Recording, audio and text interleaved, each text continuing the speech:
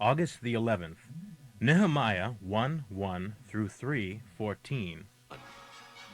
The autobiography of Nehemiah, the son of Hekeliah. In December of the 20th year of the reign of King Artaxerxes of Persia, when I was at the palace at Shushan, one of my fellow Jews named Hanani came to visit me with some men who had arrived from Judah. I took the opportunity to inquire about how things were going in Jerusalem. How are they getting along, I asked, the Jews who returned to Jerusalem from their exile here? They replied, Well, things are not good.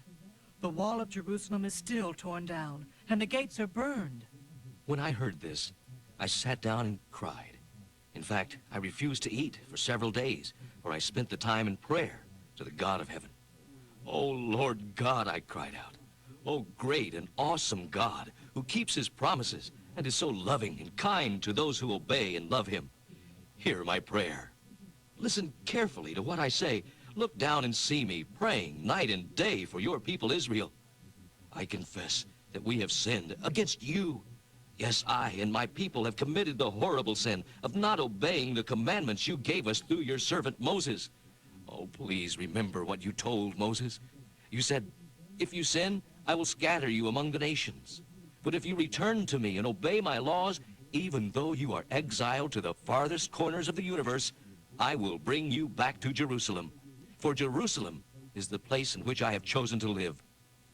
We are your servants, the people you rescued by your great power. O Lord, hear my prayer. Heed the prayers of those of us who delight to honor you. Please, help me now as I go in and ask the king for a great favor. Put it into his heart to be kind to me. I was the king's cupbearer. One day in April, 4 months later, as I was serving the king his wine, he asked me, Why so sad? You aren't sick, are you? You look like a man with deep troubles. for until then, I'd always been cheerful when I was with him. I was badly frightened, but I replied, Sir, why shouldn't I be sad? For the city where my ancestors are buried is in ruins, and the gates have been burned down. Well, what should be done? With a quick prayer to the God of heaven, I replied, If it please your majesty, and if you look upon me with your royal favor, send me to Judah to rebuild the city of my fathers. The king replied, with the queen sitting beside him. Well, how long will you be gone? When will you return? So it was agreed, and I set a time for my departure. Then I added this to my request. If it please the king, give me letters to the governors west of the Euphrates River, instructing them to let me travel through their countries on my way to Judah. Also, a letter to Asaph, the manager of the king's forest, instructing him to give me timber for the beams and for the gates of the fortress near the temple, and for the city walls, and for a house for myself. And the king granted these requests, for God was being gracious to me. When I arrived in the provinces west of the Euphrates River, I delivered the king's letters to the governors there. The king, I should add, had sent along army officers and troops to protect me. But when Sanballat, the Horonite, and Tobiah, an Ammonite, who was a government official, heard of my arrival, they were very angry that anyone was interested in helping Israel. 3 days after my arrival at Jerusalem, I stole out during the night, taking only a few men with me, for I hadn't told a soul about the plans for Jerusalem which God had put into my heart. I was mounted on my donkey, and the others were on foot, and we went out through the valley gate toward the Jackal's Well and over to the Dung Gate to see the broken walls and burned gates. Then we went to the Fountain Gate and to the King's Pool, but my donkey couldn't get through the rubble, so we circled the city, and I followed the brook, inspecting the wall, and entered again at the valley gate. The city officials did not know I'd been out there, or why, for as yet I had said nothing to anyone about my plans, not to the political or religious leaders, or even to those who would be doing the work. But now I told them, you know full well the tragedy of our city. It lies in ruins, and its gates are burned. Let us rebuild the wall of Jerusalem and rid ourselves of this disgrace.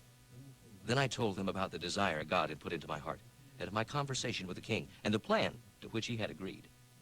They replied at once, Good. Let's rebuild the wall. and so the work began. But when Sanballat and Tobiah and Geshem the Arab heard of our plan, they scoffed and said, What are you doing, rebelling against the king like this? But I replied, the God of heaven will help us, and we, his servants, will rebuild this wall. But you may have no part in this affair." Then Eliashib, the high priest, and the other priests rebuilt the wall as far as the Tower of the 100 and the Tower of Hananel. Then they rebuilt the sheep gate, hung its doors, and dedicated it. Men from the city of Jericho worked next to them, and beyond them was the work crew led by Zakkur, son of Imri. The fish gate was built by the sons of Hassenaah. They did the whole thing, cut the beams, hung the doors, and made the bolts and bars. Meremoth, son of Uriah, son of Hakaz, repaired the next section of wall, and beyond him were Meshullam, son of Berechiah, son of Meshezabel, and Zadok, son of Baanah. Next were the men from Tekoa, but their leaders were lazy and didn't help.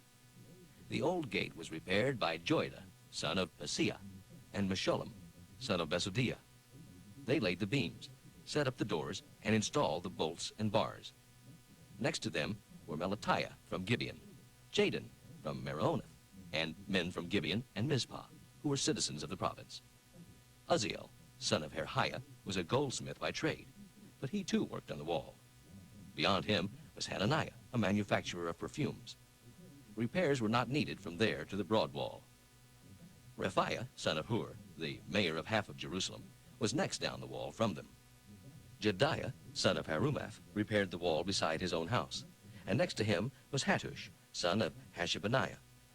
Then came Malchijah, son of Harim, and Hashub, son of Pahath-Moab, who repaired the furnace tower in addition to a section of the wall. Shallum, son of Halohesh, and his daughters repaired the next section. He was the mayor of the other half of Jerusalem.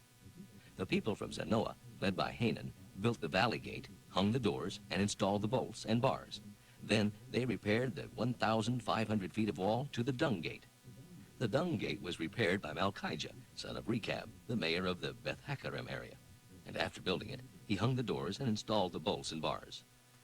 1 Corinthians 7, 1 through 19. Now about those questions you asked in your last letter. My answer is that if you do not marry, it is good. But usually it is best to be married, each man having his own wife and each woman having her own husband, because otherwise you might fall back into sin. The man should give his wife all that is her right as a married woman, and the wife should do the same for her husband. For a girl who marries no longer has full right to her own body, for her husband then has his rights to it too.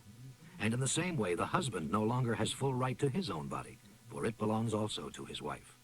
So do not refuse these rights to each other. The only exception to this rule would be the agreement of both husband and wife to refrain from the rites of marriage for a limited time so that they can give themselves more completely to prayer. Afterwards, they should come together again so that Satan won't be able to tempt them because of their lack of self-control. I'm not saying you must marry, but you certainly may if you wish. I wish everyone could get along without marrying, just as I do, but we are not all the same. God gives some the gift of a husband or wife, and others he gives the gift of being able to stay happily unmarried.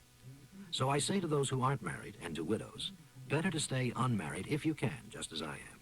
But if you can't control yourselves, go ahead and marry. It is better to marry than to burn with lust. Now, for those who are married, I have a command, not just a suggestion. And it is not a command from me, for this is what the Lord himself has said. A wife must not leave her husband. But if she is separated from him, let her remain single or else go back to him. And the husband must not divorce his wife. Here I want to add some suggestions of my own. These are not direct commands from the Lord, but they seem right to me. If a Christian has a wife who is not a Christian, but she wants to stay with him anyway, he must not leave her or divorce her.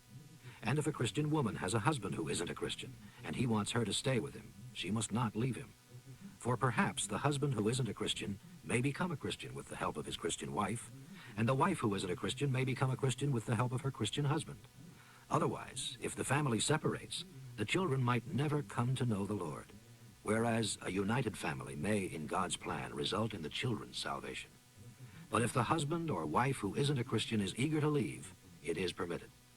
In such cases, the Christian husband or wife should not insist that the other stay, for God wants his children to live in peace and harmony.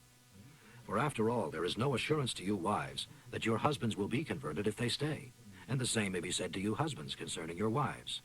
But be sure in deciding these matters that you are living as God intended, marrying or not marrying in accordance with God's direction and help, and accepting whatever situation God has put you into. This is my rule for all the churches.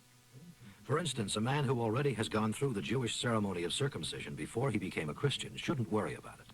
And if he hasn't been circumcised, he shouldn't do it now. For it doesn't make any difference at all whether a Christian has gone through this ceremony or not. But it makes a lot of difference whether he is pleasing God and keeping God's commandments. That is the important thing. Proverbs for today, 21:4. Pride, lust, and evil actions are all sin.